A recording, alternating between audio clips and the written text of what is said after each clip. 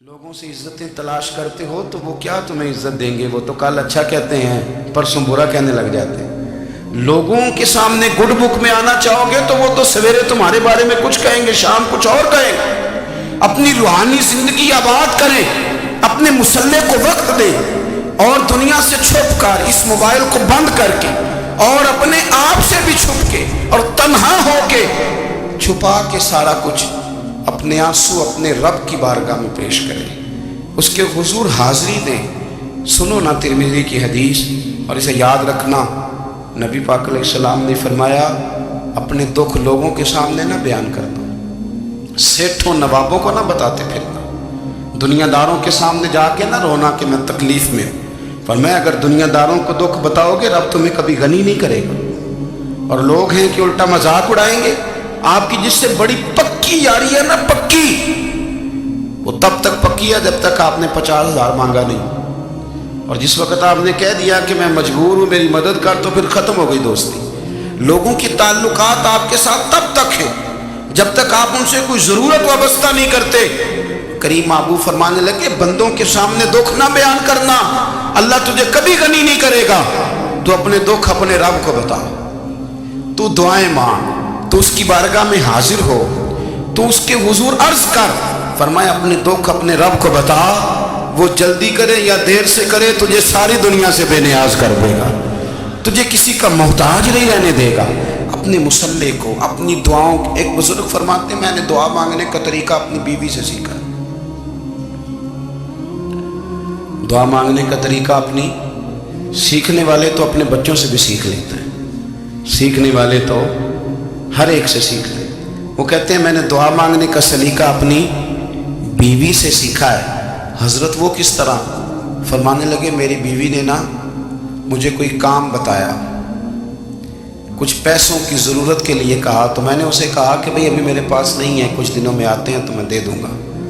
عورتوں کی عادت ہوتی ہے وہ بار بار یاد کراتی ہیں، 2-4 دنوں کے بعد پھر اس نے کہا حضرت وہ میں نے کہا تھا کچھ پیسے، میں نے اسے کہا کہ ابھی میرے پاس نہیں ہے، کچھ دنوں میں ملتے ہیں تو میں تمہیں دے دوں گا۔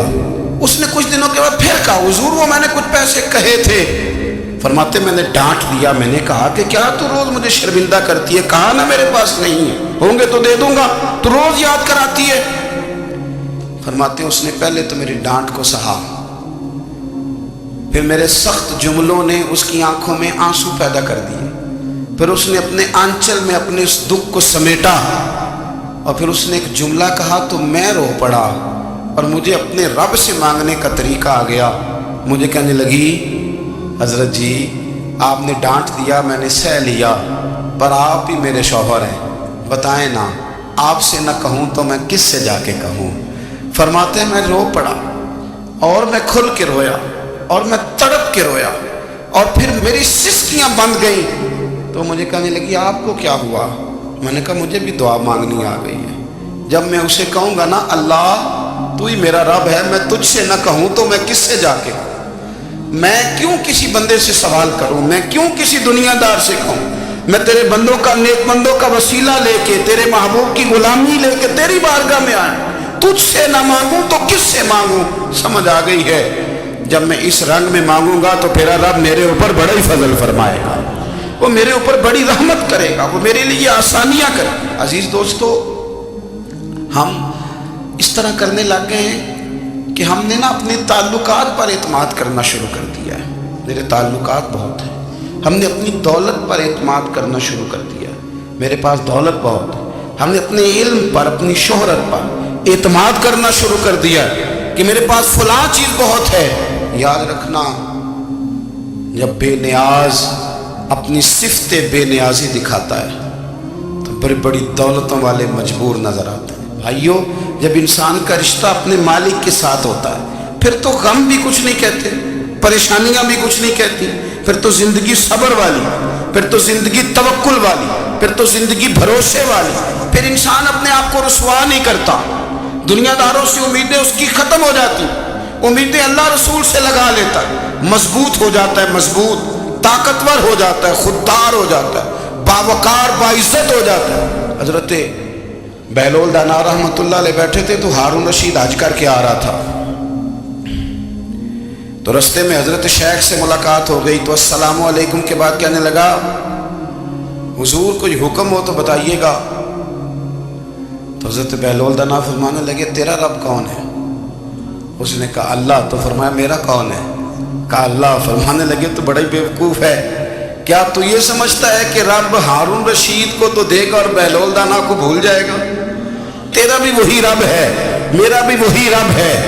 اس نے اگر تجھے دے کے آزمایا ہے تو ہو سکتا ہے مجھے نہ دے کے آزما رہا ہو۔ جب اس کی حکمت کے تقاضے ہوں گے تو عطا کرے گا اور دے گا، تو جا اپنا کام کر۔ بھائی اپنی روحانی زندگی، اپنی عبادات، اپنے وظائف، اپنے روزمرہ کے معاملات، اپنی دعائیں، اپنا استغفار، دیکھو کوئی مشکل کام تو نہیں 2 رکوع ہیں سورہ واقعہ کی اگر رات کو پڑھ لی جائے تو۔ میں کس طرح یہ بات بیان کروں کہ تعویذ بانٹنا آسان ہے اور وظیفہ بتانا مشکل ہے؟ سارا دن تعویذ بانٹیں تو لوگ لینے کو تیار ہیں، اور اگر آپ وظیفہ بتائیں تو کہتے ہیں تو مشکل کام ہے۔ او خدا کے بندے، اگر آپ کا تعلق قرآن پاک کے ساتھ مضبوط ہو، قرآن پاک کے ساتھ اگر آپ کا رشتہ ہو، لوگ سفارشیں ڈھونڈتے ہیں نا دنیا میں، کوئی تعلق مل جائے تو میرا کام ہو جائے۔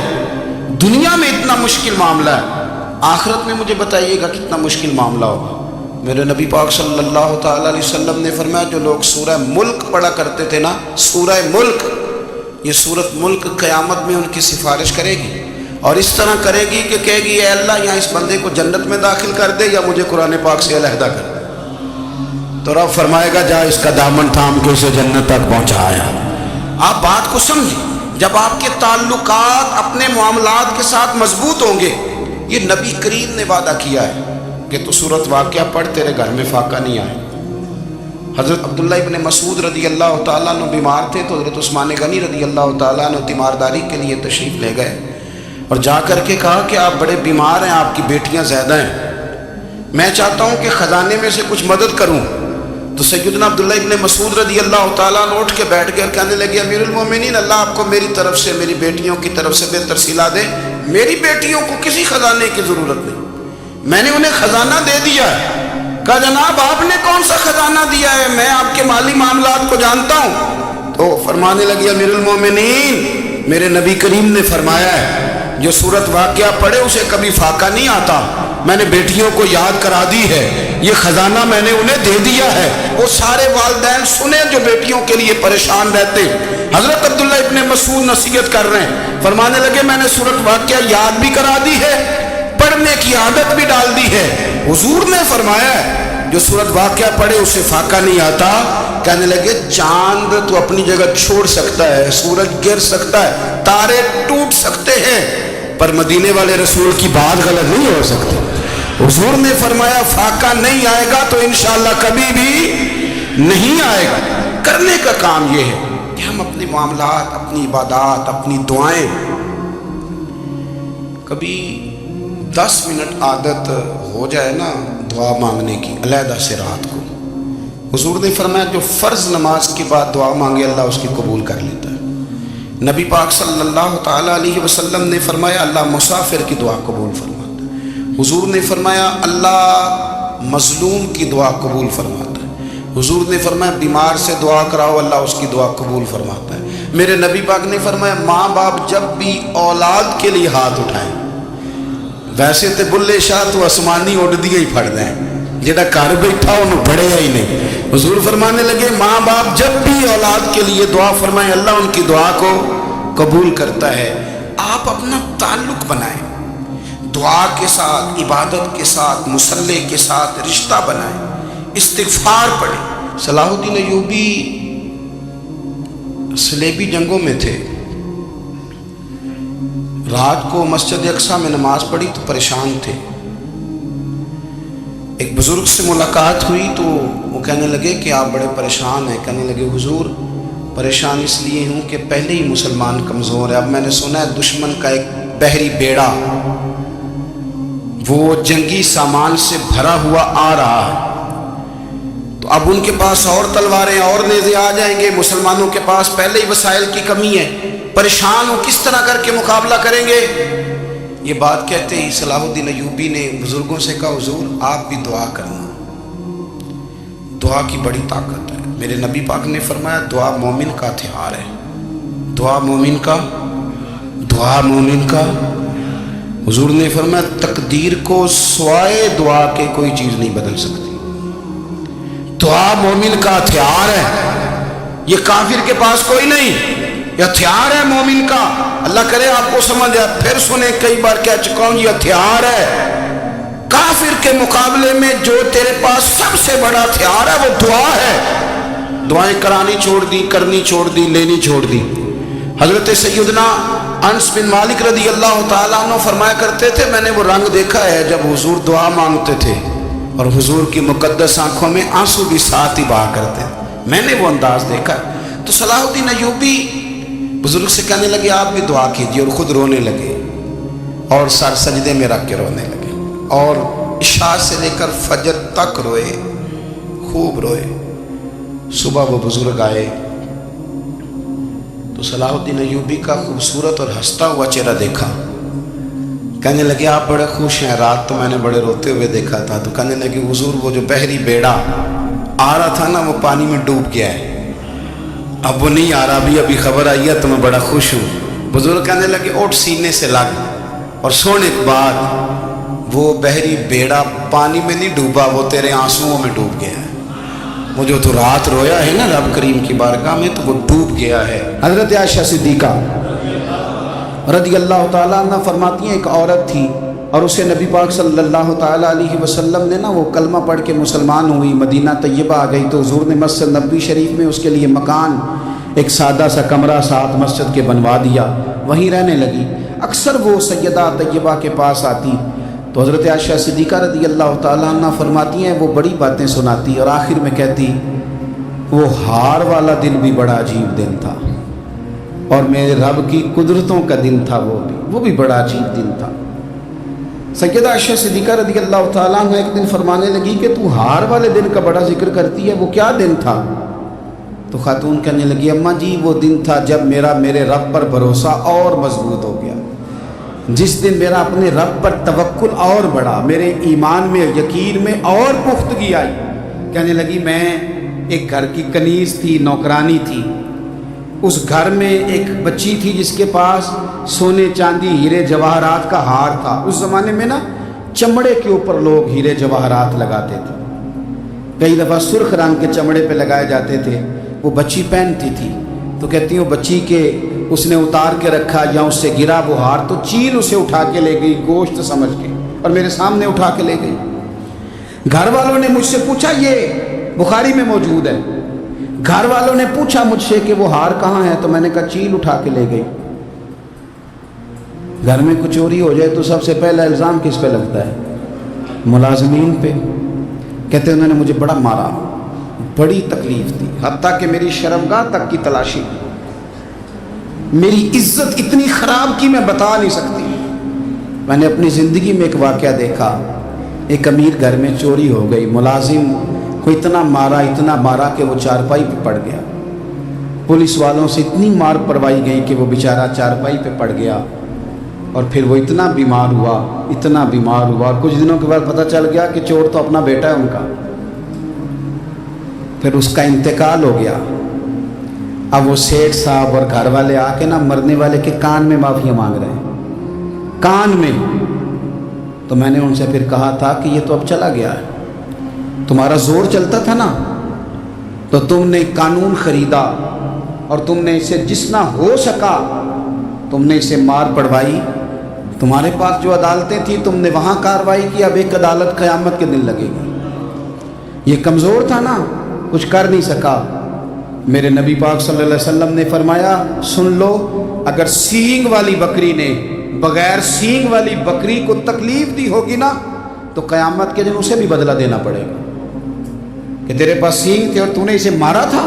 وہ خاتون عرض کرتی ہے سیدہ عائشہ کی خدمت میں کہ مجھے بڑا مارا، مجھے تکلیف دی، میں کہہ رہی تھی کہ میرے سامنے چیل لے گئی ہے پر وہ نہیں مان رہے تھے، اماں جی انہوں نے مجھے بڑا مارا۔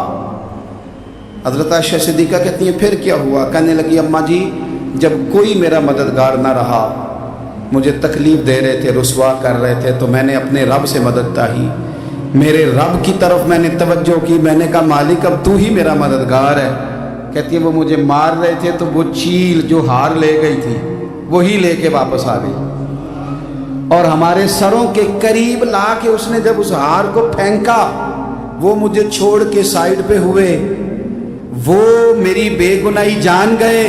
लेकिन आपको बताऊं, उस दिन से मेरा अपने रब पर यकीन और बढ़ गया। मुझे समझ आ गई कि जब इंसान पूरा टूट जाता है और जब कोई चारों जानिब उसका मददगार नहीं होता, तो रब तो होता है ना, अल्लाह तो उसका मददगार होता है ना, वो तो फिर अपने उस बंदे की मदद करता है ना, फिर वो तो तवानाई देता है ना, वो तन्हा नहीं छोड़ता, वो तो आंसुओं वालों के आंसुओं पे बड़ा करम फरमाता है, वो तो कसम पुरसी में आ जाता है, उसकी रहमत बढ़ के इस्तकबाल कर लेती। ओ मेरी मिल्लत के जवानों, मज़ा नहीं आ जाता जब सारी दुनिया सोई हो, सारी दुनिया, और बिस्तर भी गर्म हो और नींद भी पूरा गलबा कर रही हो, और अचानक घंटी बजे दिमाग में, आंख खुले, घड़ी पे नज़र पड़े, 3:30-4 बजे का पैगाम घड़ी बताए, और कोई चढ़ती जवानी वाला उठ के वुज़ू करे, और जब वो मुसल्ला खोल के बिछाए तो मदीने वाले महबूब कहते हैं कि हर नमाज पे रब सवाब देता है, और जो उठ के तहज्जुद की नमाज पढ़े उसे देख के तो रब मुस्कुराता है, जो उसकी शान के लायक है, जो उसकी शान के लायक, वो मुस्कुराता है, खुश होता है कि मेरा बंदा तहज्जुद में उठ गया, वो मुस्कुराता है। काश हमारी सुबह कभी अपने मालिक के नाम हो जाए, काश के सुबह हज़रत अबुल हसन रहमतुल्लाह ताला अलैह हज़रत माज़ इब्न जबल रदी अल्लाह ताला अन्हु के पास बैठा करते थे। फरमाते हैं उनसे जो प्यार बढ़ा तो फिर मेरा मुसल्ले से भी बढ़ गया। ताबिए फरमाते हैं सहाबी रसूल से मोहब्बत हुई तो ज़िक्र से भी हो गई, फिर दुरूद शरीफ से भी हो गई, मोहब्बत उनसे बढ़ी तो फिर अल्लाह ने मस्जिद का प्यार भी बढ़ा दिया। आप फरमाते हैं कि मेरी हर वक्त तबीयत चाहती थी कि बस अल्लाह अल्लाह करो, बस अल्लाह अल्लाह करो, बस ना मैं ज़रा थोड़ी जान छुड़ाऊँ लोगों से, कुछ 10 मिनट मिले तो मैं कुछ 4 नफल पढ़ लूँ, मैं थोड़ा सा ना बचूँ लोगों से, और मुझे तस्बीह मिले तो मैं ना कुछ 400-500 दफ़ा इस्तिग़फ़ार पढ़ूँ, सुभान अल्लाह, अल्हम्दुलिल्लाह, अल्लाहु अकबर, ला हौला वला कुव्वता इल्ला बिल्लाह, मैं ना तस्बीहात पढ़ूँ। फरमाते हैं कि बच्चे थे घर में 6-7, गुर्बत थी, काम मिलता कोई नहीं था, और मैं काम चोर नहीं था, काम ढूंढता था, पर अल्लाह की कुदरत के काम नहीं मिलता था।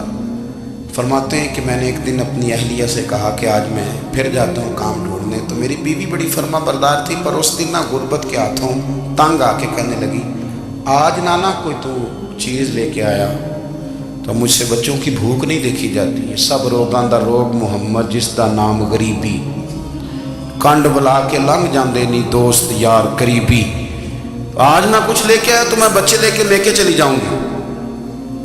शेख फरमाते हैं कि मैं बड़ा परेशान घर से निकला, पर मैंने सुबह से लेके जोर तक काम ढूंढा, काम मिला कोई नहीं, तो मेरे दिल में ख्याल आया चलो काम नहीं मिलता तो अल्लाह अल्लाह तो करे ना, चलो बंदों की मजदूरी नहीं मिलती तो रब करीम की इबादत ही करते हैं।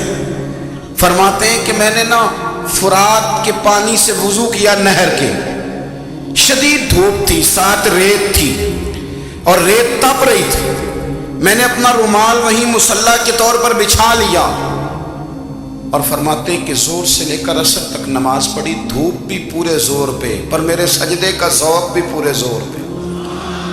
फरमाते हैं सूरज भी चमक रहा है और रब की इबादत का ज़ौक़ भी पूरे जोर पे, मैं सजदा करूं तो फिर मेरा उठाने को जी ना चाहे। मेरे उस्ताद लिखा करते थे, ये उनका शेर है, वो कहा करते थे मुझे सोज दे, मुझे साज दे, और मुझे नीम शब का न्याज दे, दम सजदा खुद को मैं तोड़ दूं, मुझे ऐसा ज़ौक़ नमाज दे, और मैं तेरी बहार का फूल हूँ, मैं खिला भी हूँ तो तेरे लिए, मुझे मेरी शाख से तोड़ ले, मुझे अपनी जुल्फ का नाज दे। भाई फरमाते हैं कि असर तक मैंने नफल पढ़े, दिल ढलने लगा, असर की नमाज पढ़ी और मैं वहाँ से चला। अब मैं जब निकलने लगा तो दिल में ख्याल आया कि छोटी छोटी दीवारें हैं घर की, बगैर कुछ लिए जाऊंगा तो बीवी दूर से देखेगी तो शोर करेगी कि फिर खाली हाथ आ गया। कहते मैंने अपने उसी रुमाल में जिस पे मैंने नमाज पढ़ी थी ना, रुमाल में की आखी दे पंजाबी जी साफा, कहते हैं उसी में ना मैंने कुछ रेत भर ली कि वो दूर से देखेगी तो समझेगी कुछ लेके आया है। चलो जाके उसे बता दूंगा कि आज फिर मजदूरी नहीं मिली। कहते हैं वो रेत लेकर जब मैं घर में गया तो पहले बीवी दरवाजे पे खड़ी होती थी, पूछती थी खाली हाथ आ गए हो? आज मैंने देखा तो है ही कोई नहीं। फरमाते मैं अंदर दाखिल हुआ, सलाम लिए, कोने में मैंने वो रुमाल रख दिया और मैंने आवाज दी कि भली मानस कहाँ हो? तो वो कहने लगी आप मुंह हाथ धो ले, मैं रोटी लेके आई। मैंने कहा रोटी कहाँ से आ गई? यहाँ तो कई दिनों के फाके, तो कई दिनों की गुर्बत है, यहाँ तो इस घर में तो फकीरी है। फरमाते हैं कि वो रोटी लेके आई और उस वक़्त की जो मौजूदा नेमतें थी, समझ ले सलाद अचार हर चीज़ साथ लाई। मैंने कहा कि बच्चे कहाँ गए? कहने लगी वो खाना खा के खेलने गए, आप खाना खा लें आ जाते। खाना उसने चुन दिया। मैंने हैरत अंगेज लहजे में सारी नेमतें अपने दस्तरखान पे देख करके बीवी से पूछा ये कहाँ से आया खाना? बच्चों को तूने कहां से खाना खिलाया? ये सारा कुछ कैसा है? तो कहने लगी पता नहीं आज आप किस करीम की मजदूरी करने चले गए थे, पता नहीं किस करीम की। मेरे घर में तो इतनी नेमतें आई हैं कि मुझसे संभाली नहीं जा रही। इतना अनाज है, इतना गंदुम है, किस करीम के दरवाजे आज चले गए थे? ये कहते कहते वो उठी और उठ करके कहने लगी पहले बड़ा कुछ आया था, अब क्या ले आए हो? और जा करके ना उसने वो रेत वाला रुमाल खोला। कहने लगे मैं तो लेके आया था रेत, तो मेरे रब ने उसे भी सोने और हीरे बना दिया था। जब आपकी तवज्जो अल्लाह की जानी, मेरे नबी पाक सल्लल्लाहु ताला अलैहि वसल्लम ने फरमाया हर चीज अपने रब से मांग, हर चीज मांग, हर चीज मांग। या रसूलल्लाह क्या कुछ? मेरे महबूब ने फरमाया तेरे घर में नमक भी खत्म हो जाए तो वो भी अपने रब से मांगा कर। तो मांगना, वो तुझे देगा, तो उसकी बारगाह में कशकोले तलब दराज तो करना। और तिरमिज़ी शरीफ में अजीब लफ्ज है, रसूल कायनात ने फरमाया, रब करीम फरमाता है जब मेरा बंदा हाथ उठाता है ना तो मुझे हया आती है कि मैं खाली कैसे लौटा दूं इसको।